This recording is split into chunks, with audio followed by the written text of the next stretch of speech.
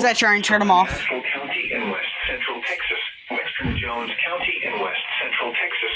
Fisher County in West Central Texas until 8:30 p.m. Central Daylight Time.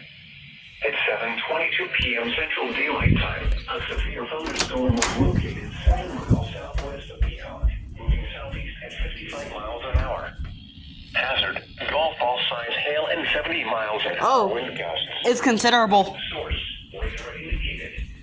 Impact: people and animals outdoors will be injured. Expect hail damage to roofs, siding, windows, and vehicles. Expect considerable tree damage. Wind damage is also likely to mobile homes, roofs, and outbuildings.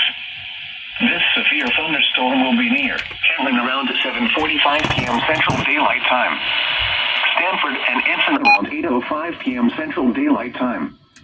Other locations impacted by the severe thunderstorm include the intersection of 180 and Ranch Road 126, Truby, Gibson, Tuxedo, Capitola, and Busby.